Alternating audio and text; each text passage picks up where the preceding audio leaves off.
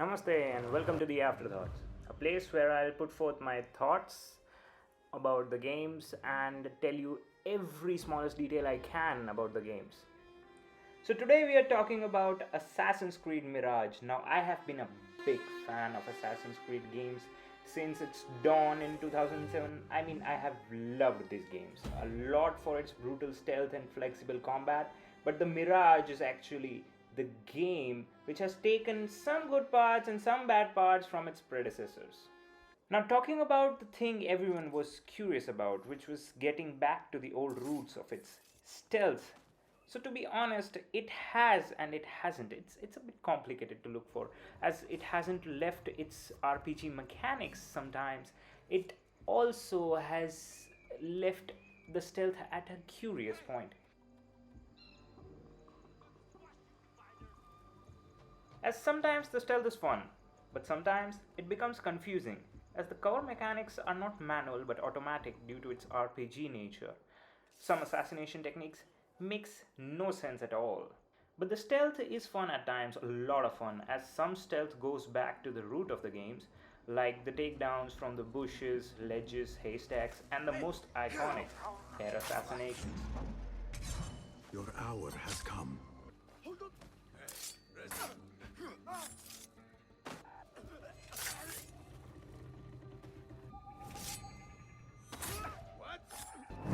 Now, Ubisoft has added something new regarding stealth, which they call it Assassin Focus, which helps you to chain assassin up to 5 enemies, which is a good way of killing multiple enemies at once. It is fun.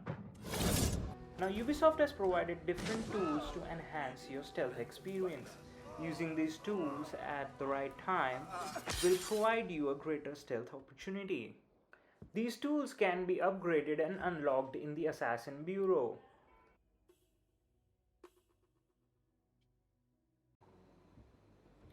Marking enemies with the help of the eagle is still similar to the Valhalla and Odyssey, but I felt it has become a bit more slower compared to them.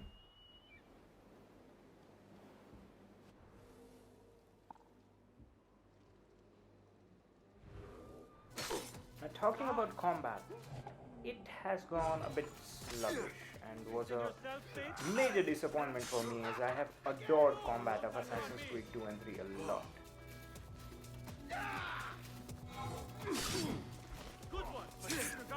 There are very few actions available in combat and not as flexible as its predecessors.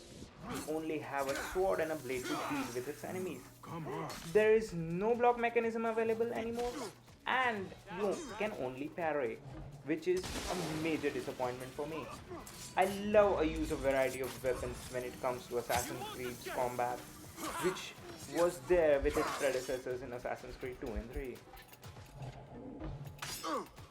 Keep it up! Measure your strikes! Alright!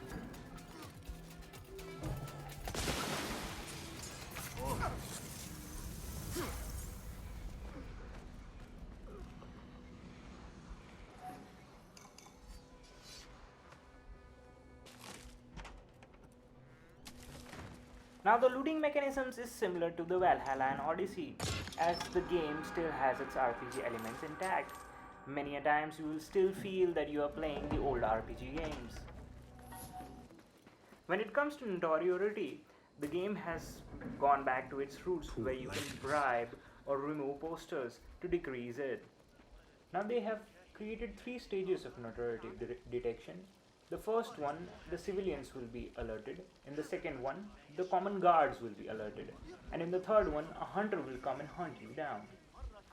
When it comes to crowd blending, the game does not successfully work in that area, as the game does not provide an in-story tutorial or does not have a high or a low profile mechanism like Assassin's Creed 2 or 3, which makes it difficult for the players to perform crowd blend.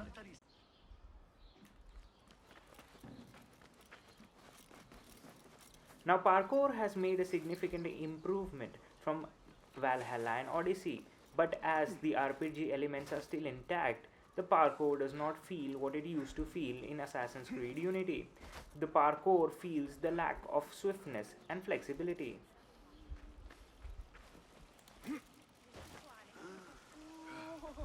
Now there are various customizations available which are similar to Valhalla and Odyssey, like mount customizations, armor and weapon customizations and upgrades.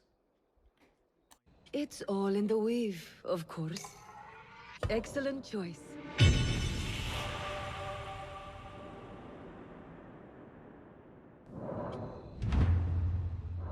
Is that all? Now the game lets you customize your characters with different outfits, swords and daggers, which provides different abilities. You can customize the color of the outfits and can change the appearance of the weapons. There are also costumes that let you keep the outfit's abilities but also helps you keep the desired appearance you want, which I liked a lot. Now also there are talismans which were provided for the sake of just appearance.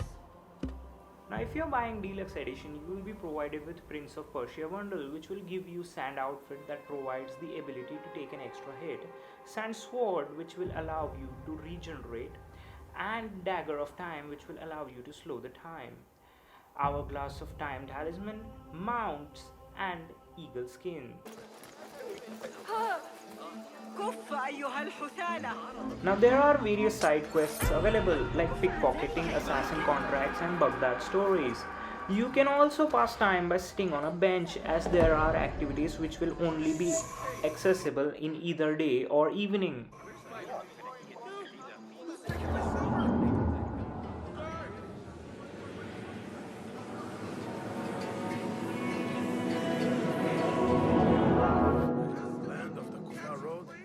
Talking about the story, I did not feel the story much personal to Basim as compared to the other protagonists like Ezio or Bayek, but the story has its thrilling moments.